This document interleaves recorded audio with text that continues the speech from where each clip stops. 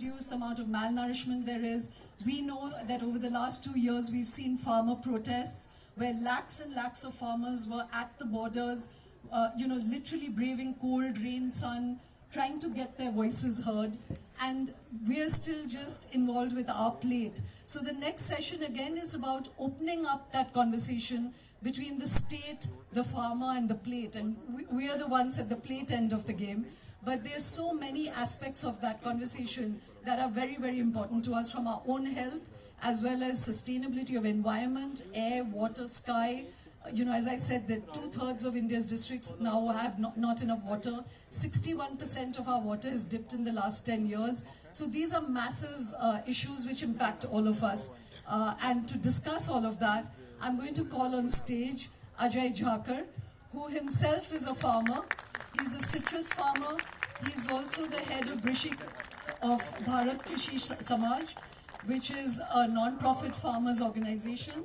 He's been the vice chair of the UN Food Systems Committees, and he's very committed to bringing different stakeholders together in conversation. So please welcome Ajay Jhakar. Next on stage, I'm going to call Meghla Krishnamurthy, who's an anthropologist. She's also a farm expert, and she's a professor at Ashoka University, and also a fellow at the Center for Policy Research.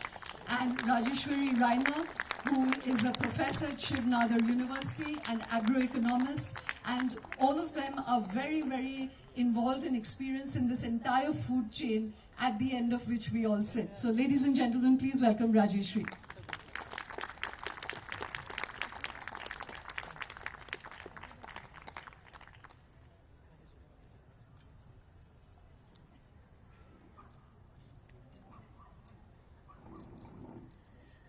So I wanted, because this is a night of ideas, I wanted to start with the idea of imagination, that when we think of farming, food, and ourselves, and the government, at the heart of it lies that how do we imagine farmers? How do we imagine agriculture?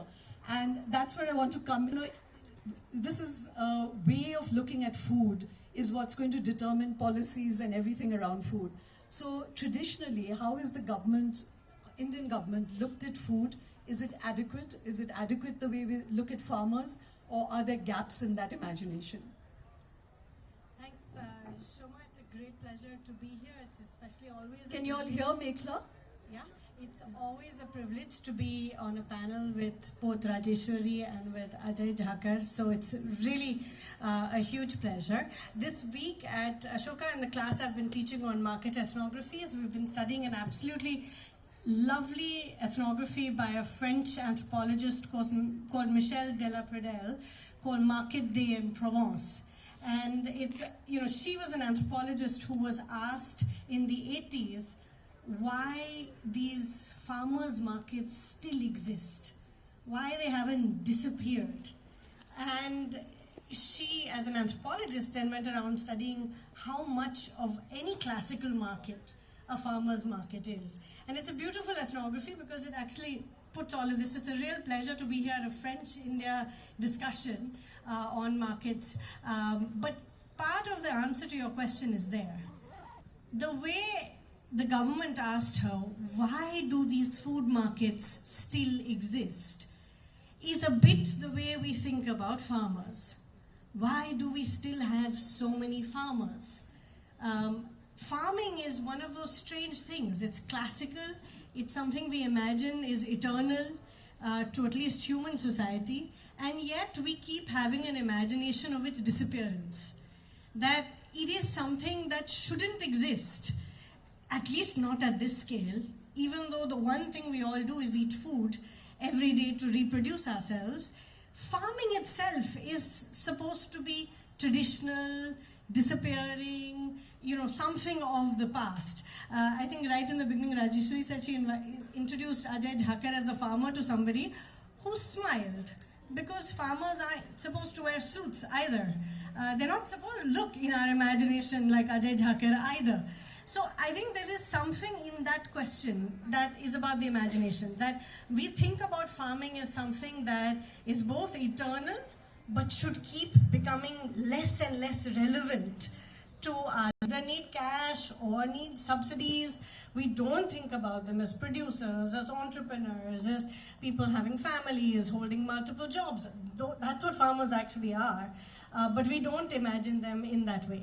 And I think finally, and I think both Ajay and Raji will have a lot to say about imagination, but when you say plate, I think the Indian state doesn't imagine a plate. You imagine a bora, a heap, a stack, a big pile of grain, a buffer stock. You don't imagine a plate at all. The imagination was one of shortage, scarcity, and of basic food security. So we don't imagine a plate, we imagine grains, actually two grains, rice and wheat, as the predominant grains, and we imagine agriculture and food security as having enough rice and grain, rice and wheat. For the longest time, that has been the imagination. And of course, it comes out of a very real context where we had the Green Revolution at a time of food scarcity, but that has fundamentally driven our vision of agriculture, has been now for the last 50 years, these two food grains, and the idea of a stack, a stock, a storage, a surplus. Yeah. So, Rajeshwari, I want to bring you in there. You know that just once I want to kind of go through all of you on this imagination question. Mekhla has already spoken about how, you know, the government only thinks of food as security. It's almost like national security. It's like having enough rockets and tanks in your army. You know, it's at that level. And we've not moved beyond that. So when you would point out what's problematic in the way we've traditionally thought of agriculture and how we should think about agriculture, what would you pick on? Thank you, Shoma, and thanks, Mekhla and everybody here. This is a great opportunity to speak to everybody, especially about agriculture, which is not really a fashionable subject here. Like Mekhla mentioned, it was not there didn't even figure in the national budget 3 years ago. So it's something that's been, well, let's say, the margins. And brilliant question there, Shoma. The problem is not just about how the nation state imagines agriculture, but it's also about how we see it in the economy, right? I mean, the nation state, the policy making realm takes lessons from what, well, let's say the economy is. In the economy, agriculture is, well, as we develop a sector that is supposed to disappear. We're supposed to have, ideally, as a developed country, we should have only 1.5% of our population workforce in agriculture. We have about 54%. Oh, that's too bad. Right? So there's a whole range I just want to emphasize that. You said in the imagination, we should have maybe 1 or 2% of our population involved in agriculture, and we have 54% involved in agriculture. That is the imagination of development economics. That is a theorization of development economics that we live with. And as development happens, we should have less and less and less of farmers, again, living on a dole or welfare from the state. Yeah? Well, they may be well-to-do farmers, but they are still depending on subsidies. They should not be, well, let's say, self-sufficient.